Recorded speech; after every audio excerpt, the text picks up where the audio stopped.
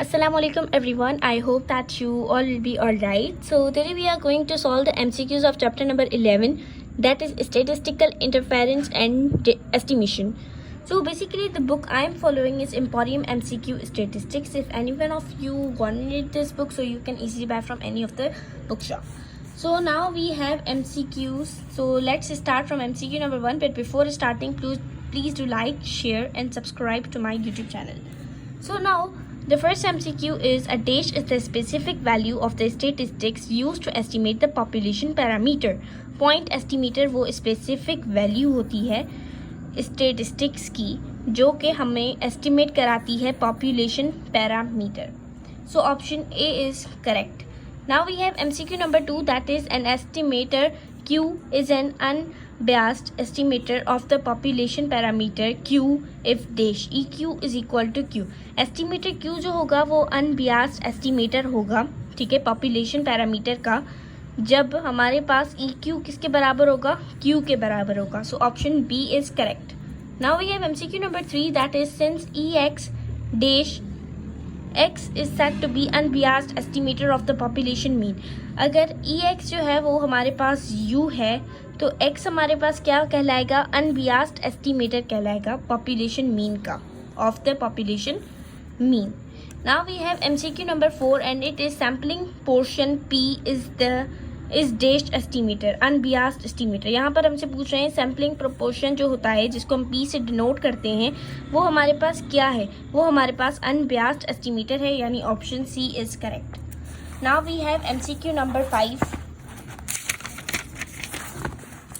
which is sampling variance S2. Sampling variance को हमने यहाँ पर डिनोट किया है S2 से, is unbiased estimator of population variance 2/6 because EP is equal to P. Sampling variance जो होता है S2 जो होता है वो अनबियास्ड एस्टिमेटर है पॉपुलेशन वेरिएंस का, ठीक है. क्यों है, क्योंकि EP हमारे पास P के बराबर होता है. अब हमारे पास MCQ नंबर 6 है, वो है sampling error decrease by dash the sampling size. जब हम सैम्पलिंग साइज को बढ़ाएंगे तो हमारे पास सैम्पलिंग एरर क्या होगा, कम होगा.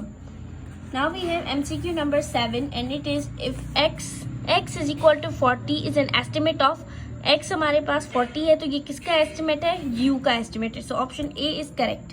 Now we have MCQ number 8 and it is dash is a value of sample statistics. Estimate हमारे पास क्या होती है, वैल्यू ऑफ सैम्पल स्टेटिस्टिक्स होती है. So option number A is correct. Now we have MCQ number 9 and it is dash is an estimate expressed by single value. कौन सा point estimate हमारे पास वो एस्टिमेट होता है जो हमें सिंगल वैल्यू से एक्सप्रेस होता है, जो हम सिंगल वैल्यू से एक्सप्रेस कर सकते हैं. Now we have MCQ number 10 dash is the process by using sample information to reach. Unbiased जो होता है वो हमारे पास एक प्रोसेस होता है, ठीक है, सैम्पल इंफॉर्मेशन को यूज़ करने का ताकि हम कहीं पर पहुंच सकें. Now we have MCQ number 11. It is the estimation and testing of hypothesis are main branches of dash statistical inference. Yes, estimation और टेस्टिंग ये हमारे पास ऑफ हाइपोथेसिस, यानी कि हम एस्टिमेट करते हैं फिर हाइपोथेसिस को टेस्ट करते हैं, तो ये किसकी ब्रांचेस हैं, स्टैटिस्टिकल इन्फेरेंस की ब्रांचेस है. So option D is correct. Now we have MCQ number 12 and it is the minimum variance unbiased estimator of the population mean is S²/n. तो यहाँ पर हमें एक कंडीशन दी हुई है, ठीक है, यानी हमसे पूछ रहे हैं कि ये किसके बराबर होगी. तो मिनिमम वेरिएंस जो होगी अनबियास्ड एस्टिमेटर की पॉपुलेशन में ऑफ द पॉपुलेशन की पॉपुलेशन मीन, तो हमारे पास क्या होगा, S²/n होगा. So option C is correct. Now we have MCQ number 13. It is 95% confidence limits U are dash x plus minus 1.96 by √n. So option number C is correct. यहाँ पर भी हमसे पूछा जा रहा है 95% कॉन्फिडेंस लिमिट्स U हमारे पास क्या होंगी, तो वो यहाँ पर ऑप्शन C होगी. Now we have MCQ number 14. 95% confidence limit for PR. यहाँ पर हमसे U का पूछ रहे थे, यहाँ पर हमसे P का पूछ रहे, तो P का क्या होगा, यहाँ पर हम P यूज़ करेंगे, प्लस माइनस यूज़ करेंगे, 1.96 यूज़ करेंगे, और यहाँ पर थोड़ा सा डिफरेंट है, P²Q²/n. तो इसका option number D is right. Okay, now we have MCQ number 15 and it is E x1 bar minus x2 is equal to dash u1 minus u2. So option B is correct. यहाँ पर you can say कि ये किसके बराबर होगा, यही पूछा जा रहा है. Now we have MCQ number 16 and it is the hypothesis which is being tested is called. जो hypothesis हमारे पास टेस्ट होती है तो उसको हम क्या बोलते हैं, उसको हम बोलते हैं null hypothesis. So we have option C is correct. Now we are going to MCQ number 17 and it is which of the following is simple hypothesis. Simple hypothesis हमारे पास क्या होती है जब हमारे पास u इक्वल होता है 20 के. So option A is correct. We have MCQ number 18 and it is type error is committed when the null hypothesis is. Type 2 error जो होता है वो हम कमिट करते हैं. ठीक है, जब नल हाइपोथेसिस हमारी क्या होती है, accepted when it is false. Accept होती है जब वो फॉल्स होती है, तो ये होगा टाइप 2 एरर. और नल हाइपोथेसिस का मैं पहले बता चुकी हूँ. ठीक है, जो हम टेस्ट करते हैं, जो हाइपोथेसिस टेस्ट होती है उसको हम नल हाइपोथेसिस बोलते हैं. और जब नल हाइपोथेसिस को हम एक्सेप्ट करते हैं जब वो फॉल्स होती है तो ये क्या होता है, टाइप 2 एरर होता है. So now we have MCQ number 19 which is if n is equal to 400 and p is equal to 0.69 then 90% CI for p is 652 and 0.728. So option number A is correct. यहाँ पर हमें condition दी हुई है कि 400 है n, p हमारे पास 0.69 है, तो 90% ऑफ CI for p क्या होगा, तो ये मैंने फॉर्मूला पहले बताया था. Now we have MCQ number 20 which is which of the following cannot be H0 or mu, H0 or H0 is equal to Q is not equal to Q0. So option D is correct. तो यहाँ पर हमसे पूछा जा रहा है कि कौन सा H0 नहीं हो सकता. जब Q हमारे पास अनइक्वल हो Q0 के या Q0 के, तो वो क्या होगा, वो H0 नहीं हो सकता, H0 नहीं हो सकता. The level of significance is denoted by alpha or infinity alpha. Option number C was correct. Now we have MCQ number 22 which is if H0 is stated as Q is equal to Q0, the alternate hypothesis in journal stated dash Q is not equal to Q0. Option C is correct. We have MCQ number 23 and it is the value that separate the region of rejection and acceptance region are called dash critical value. Option A is correct.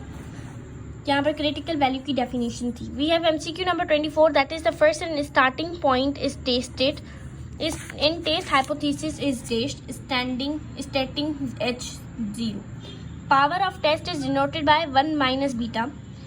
MCQ number 26 is a quantity obtained by applying certain rule or formula is known as dash estimate. estimate हम किसको बोलते हैं, वो quantity जो हमें obtain होती है. ठीक है, जब हम अप्लाई करते हैं कोई भी फार्मूला या कोई भी रूल तो उसको हम एस्टिमेट बोलते हैं. और इस प्रोसेस को हम क्या बोलेंगे, एस्टिमेशन. जब हम अप्लाई कर रहे होते हैं तो उसको हम एस्टिमेशन बोलते हैं. और इसके अलावा बस, ठीक है, और अब हम जो कर रहा होता है उसको एस्टिमेटर बोलते हैं. ठीक है, और सैम्पल होता है. तो now we have MCQ number 27 which is criteria to check a point estimator to be good are consistency, unbiasedness, efficiency. तो ये तीनों ऑप्शंस करेक्ट हैं. क्राइटेरिया को चेक करने के लिए कौन सी चीज़ अच्छी है, तो ये तीनों ही अच्छी हैं. Criteria to check a point estimator to be good are, point estimator को अच्छा रखने के लिए कौन सी क्राइटेरिया जो होते हैं वो होते हैं, तो ये तीनों होते हैं. Now we have MCQ number 28 which is 1 minus alpha is the probability of acceptance the region. acceptance region. MCQ number A is correct.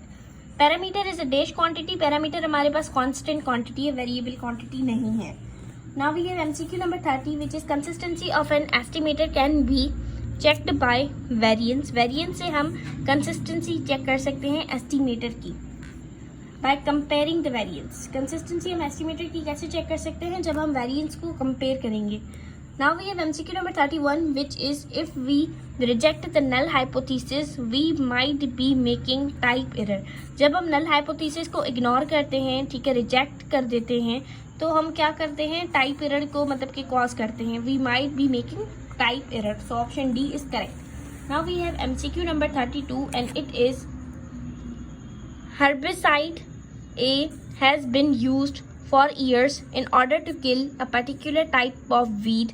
An experiment is to be conducted in order to see whether a new herbicide B, is more effective than herbicide A. Herbicide A will continue to be used unless there is sufficient evidence that herbicide B is more effective. The alternative hypothesis in this problem is herbicide B is more effective than herbicide A. तो यहाँ पर herbicide B है जो कि use होती है कई सालों से ताकि हम पर्टिकुलर टाइप ऑफ वीड को किल कर सकें.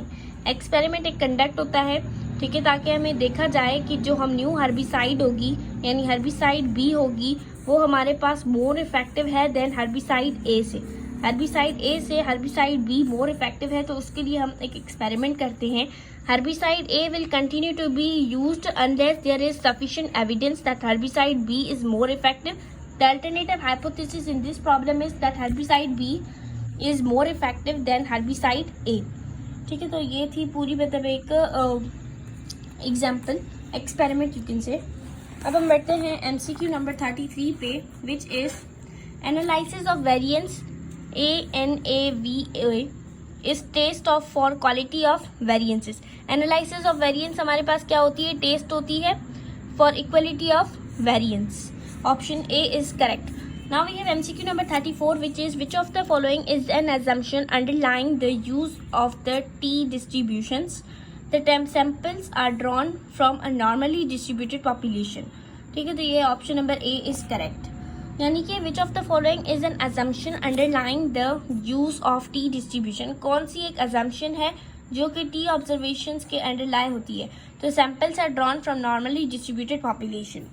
Now we have MCQ number 35, which is for T distribution increasing the sample size, the effect will be on standard error of the means, degrees of freedom, the T ratio, all of the above. Thank you so much for watching my video. The next MCQs of this chapter will be covered in next video. Thank you so much. Allah Hafiz.